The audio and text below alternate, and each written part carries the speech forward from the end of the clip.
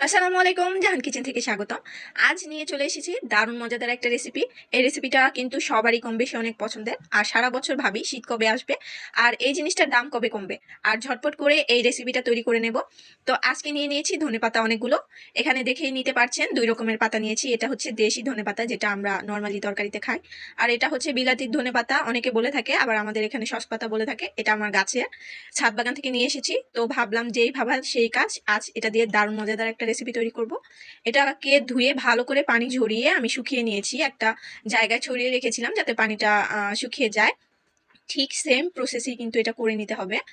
আর আমি সম্পূর্ণ প্রসেসটা কিভাবে করেছি এখানে দেখাইনি, কারণ ভিডিওটা অনেক লম্বা হয়ে যাবে। তো এখানে কিছু ইনগ্রেডিয়েন্টস নিয়েছি যেটা আমি দেখিয়ে দিচ্ছি। এখানে নিয়েছি দেশি রসুন 3টা, আর আমি কোয়াগুলো ছাড়িয়ে নিয়েছি। এখানে নিয়েছি 1 চা চামচের মতো সাদা সরিষা, 4 থেকে 5টা নিয়েছি শুকনো মরিচ, আর নিয়েছি 1 চা চামচের মতো পাঁচফোড়ন। তো এই উপকরণগুলো অবশ্যই প্রয়োজন, আপনারা অবশ্যই এগুলি নিতে চেষ্টা করবেন। তো এখানে আরেকটা জিনিস নিয়েছি, সেটা দেখাতে ভুলে গিয়েছিলাম। এটা হচ্ছে তেঁতুলের কাক। এটাকে আমি আগে থেকে গরম পানিতে ভিজিয়ে ভিজিয়ে রেখেছিলাম। তারপর কিছু উপকরণ দিয়ে দিচ্ছি এখানে: 1 চা চামচ হলুদ গুঁড়ো, 1 চা চামচ মরিচ গুঁড়ো, আর 1 চা চামচ ধনিয়ার গুঁড়ো, আর দিচ্ছি 1 চা চামচ জিরার গুঁড়ো, স্বাদ অনুযায়ী লবণ। এখন সবগুলো উপকরণ মিশিয়ে নিব। আপনারা চাইলে এখানে আরো 1 চা চামচ কাশ্মীরি লাল মরিচের গুঁড়াটা অ্যাড করতে পারেন, এতে কিন্তু কালারটা খুব সুন্দর আসবে। আর আমি এই তেঁতুলটাকে ভালো করে ভিজিয়ে রেখেছিলাম গরম পানিতে 10 মিনিটের মতো, তাই গুলিয়ে নিতে সুবিধা হয়েছে।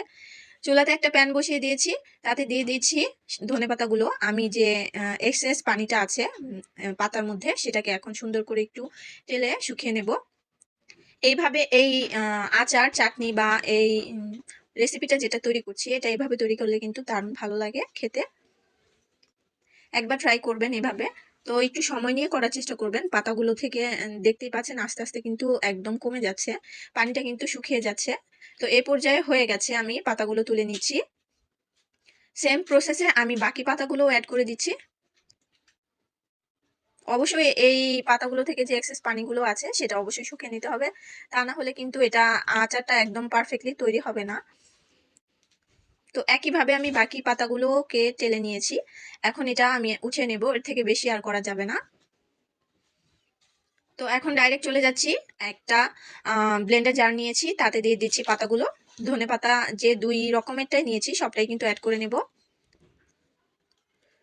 তো সেটাকে একটু ব্লেন্ড করে নিয়ে এসেছি। তো এখন ডাইরেক্ট চুলাতে আমি পরিমাণ মতো সরিষার তেল অ্যাড করে দিয়েছি।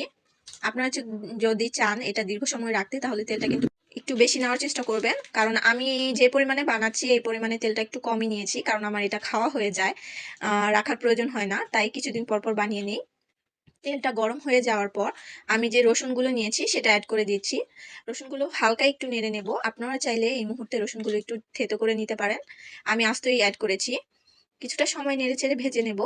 তারপর বাকি যে উপকরণগুলো ছিল সেগুলো অ্যাড করব, সেগুলো অ্যাড করে দিয়েছিলাম। তখন দেখি ক্যামেরাটা অফ ছিল, তাই আর বাকি উপকরণগুলো দেখাতে পারিনি। আমি বলে দিচ্ছি, রসুনগুলো ভেজে নেওয়ার পর আমি যে 1 চা চামচ পাঁচফোড়ন নিয়েছিলাম সেটা অ্যাড করে দিয়েছি। তারপর সরিষাটা অ্যাড করেছি, তারপর শুকনো মরিচ অ্যাড করেছি, কিছুটা সময় নেড়েচেড়ে ভেজে নিয়েছি। ভেজে নেওয়ার পর খুব সুন্দর একটা ঘ্রাণ ছাড়ার পর আমি দিয়ে দিয়েছি তেঁতুলের কালটা।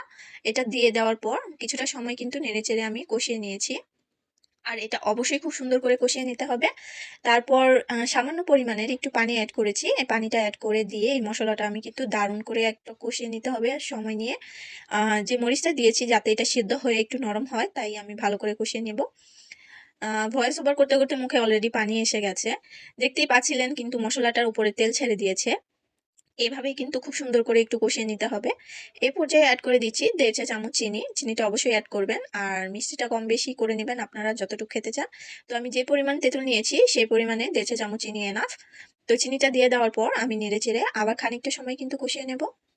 অবশ্যই চেষ্টা করবেন এই মশলাটা যাতে খুব সুন্দর করে কষানো হয়, আর একটু সময় নিয়ে কষাবেন, তাহলেই কিন্তু খেতে দারুণ লাগবে। আমি কিন্তু 10 থেকে 15 মিনিট সময় হাতে নিয়ে মশলাটাকে নেড়ে চেড়ে উল্টে পাল্টে ভেজে নিয়েছি।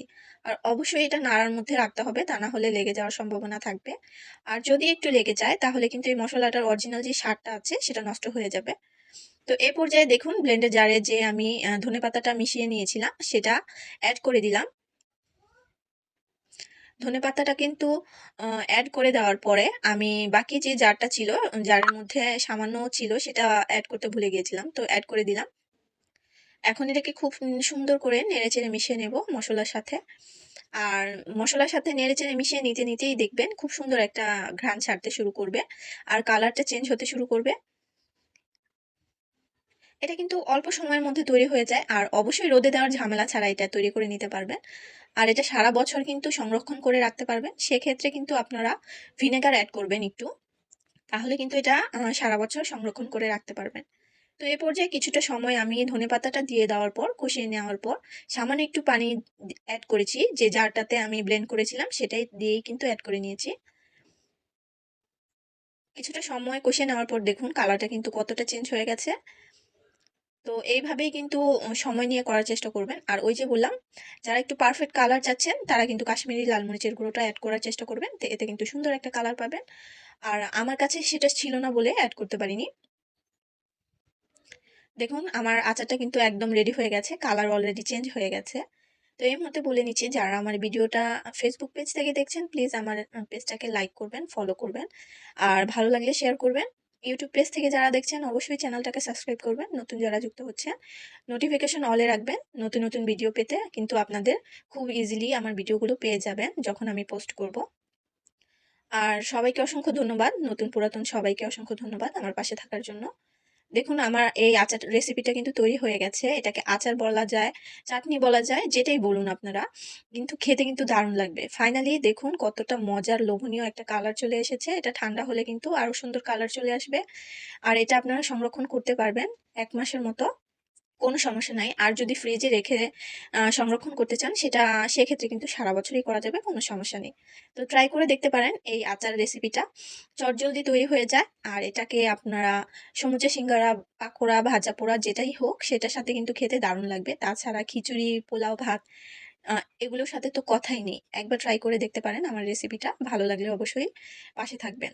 আজকে চলে যাচ্ছি, নতুন রেসিপি নিয়ে চলে আসবো। সবাই সুস্থ থাকবেন, ভালো থাকবেন। আল্লাহ হাফেজ।